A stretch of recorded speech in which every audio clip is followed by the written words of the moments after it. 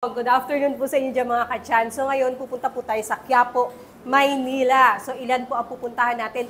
3 customers po. O diba, talagang 3 customers na pinagaling ng ating produktong Truso. Kaya tara mga ka-chan, samahan nyo ko, bisitahin natin sila.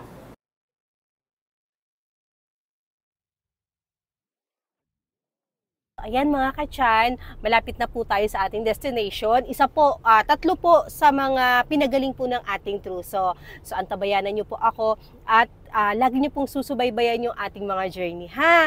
Okay, thank you, bye-bye!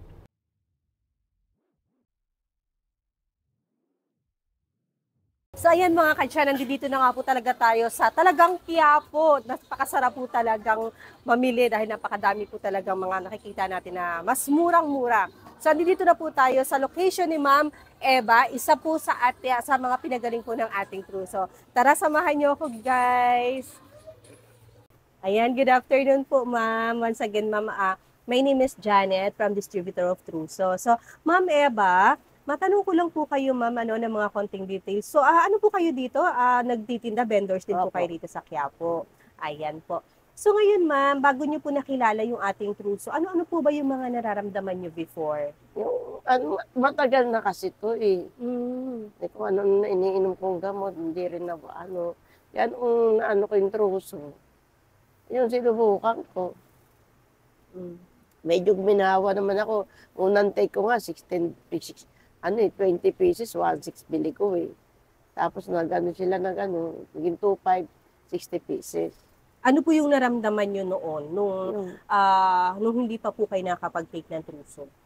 Lagi nangangasim mo sikmura ako, sumasakit, laging matigas, digay ako ng digay. Ganun, hikab ako ng hikab. Nakapagpa-check up po ba kayo sa doktor? Nagpa-check up ako, huling ko, yun nga, niresetahan ako ng ganun din, yung ano yung pinagbawal, yun din ang inaano ko. Kaso, parang ganun pa rin yung asim, hindi kagaya noon. Kasi ayoko, kasi uminom na talaga ng mga capsule. Kaya, inano ko yung truso. Okay lang yung tsaa. Opo. So ano po yung talagang nag-push sa inyo mag-try po ng ating Truso? Nag-push? Opo, yung nag-push sa inyo na para subukan po. Wala, naano ko lang sa Facebook. Naano ko lang siya. Opo. So nung nag-inom na po kayo ng Truso, mga ilang days po bago nyo po talaga na-proof na talagang napaka-effective? Yung yung nag-take ako bumili ako ng yung 20 pieces na 1.6. Na 10 days na naramdaman ko, nawawala na yung pangangasim ko, tsaka yung digay-digay ko. Yun ang inaano ko. Kaya gusto ko tuloy-tuloy ng wala na yung pangangasim. So ayan po, talagang napakaganda po talaga nung ating Truso po. Talaga nakita natin yung effect talaga ng Truso dun sa ating katawan.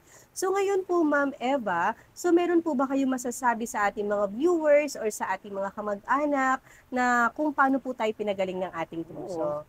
So ano po masasabi natin? Sinasabi ko rin sa kanila, mahusay din ang nawawala yung pangangasim.